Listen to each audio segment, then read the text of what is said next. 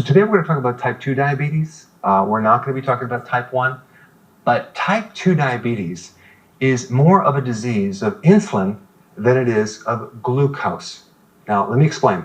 When you're diagnosed with diabetes type 2, they usually use a blood test to measure how much glucose is in your blood. If it's 126 or greater and tested a couple times, you are a diabetic. So that's called hyperglycemia. This is how they diagnose diabetes type 2. But here's the problem. Retinopathy, that's damage with the retina in your eye. Neuropathy, which is the problem with the nerve in your toes and your fingertips. Nephropathy, which is the problem with your kidney. It's like kidney disease. Hypertension, memory loss, damage with the brain cells, visceral fat, all occur before you get high blood sugar. And this is because the destruction of the eye, the nerve, the kidney, the brain, the heart occurs with high levels of insulin. And it may take 10 to 20 years before you become a diabetic, but in the process, you're getting damage with the retina, the nerve, the kidney, the heart, the brain, and you're getting fatter. So high levels of insulin over a period of time develop a condition called insulin resistance, which I'm going to talk about, which then lead to high blood sugar. The pancreas, the little beta cells, make insulin. And they go into the cells, the receptors, and they trigger a certain process that creates a different effect. One of the primary functions of insulin is to lower blood sugar. But insulin does a lot more. In fact, insulin goes into every single cell in the body. The immune cells, the red blood cells, the fat cells, the muscle cells. The insulin hormone is very anabolic. So the theme with insulin is to make things bigger, to grow things. It's anabolic. This is why people get fatter with insulin. Now the problem is insulin is very toxic in high levels. So the body actually has to protect itself. So it develops what's called insulin resistance. Okay? So insulin resistance is purely a protective survival mechanism against the toxic effects. And I've already covered the toxic effects. As your body develops resistance, then we don't get the feedback loop like we should. And the body makes more and more insulin to try to cope. And now we get even higher levels of insulin.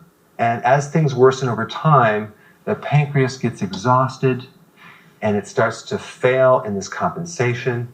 Now you cannot keep the blood sugar level. So now the blood sugar goes up. It's basically more icing in the cake, which worsens the situation because it's going to create a lot of oxidation and worsens all these conditions that originated from the high levels of insulin.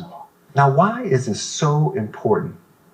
Because if someone, like your medical doctor, could detect high insulin 10 years ago, they could have done something about it to prevent this problem from happening. And not only that, but if the medical profession could understand this concept, they wouldn't be giving a type 2 diabetic insulin.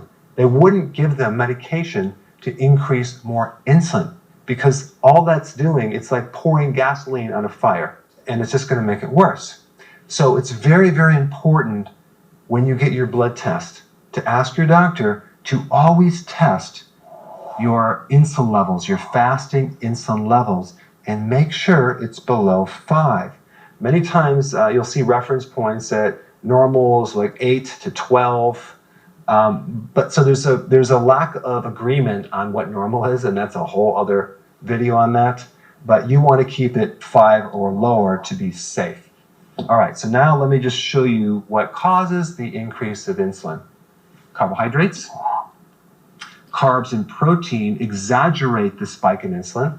So barbecued ribs, adding steak and potato, a bun with a hamburger, hamburger with Coca-Cola will do it. That really spikes insulin. MSG, monosodium glutamate. Excessive amounts of protein, especially if it's low fat, like whey protein, will stimulate insulin. Generally, you don't have to worry about protein in its natural form if it has fat, because, for example, if you have the egg white versus the whole egg, the egg white will stimulate more insulin than the whole egg. So the fat is actually beneficial to keeping the insulin in check. And also realize that the counter hormone called glucagon is triggered when you consume protein. So that does buffer the effect of insulin. So you really don't have to worry too much about doing regular meals with protein as far as insulin goes. Only if it's in a form that's in a powder with really low fat. Frequent eating is a big stimulator of insulin because every time you eat, you trigger insulin. This is a real big one right here. Vegetable oils have been linked to insulin resistance, which is going to create more insulin. Now, to decrease insulin, consuming fiber actually will increase butyrate, which actually will help improve insulin resistance, by the way. So that's one thing that will help lower insulin is actually just including vegetables in your meal.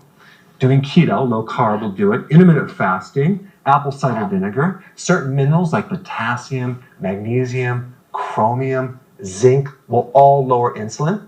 Vitamin D will help you lower insulin. Exercise will help lower insulin. Decreasing your stress will lower insulin.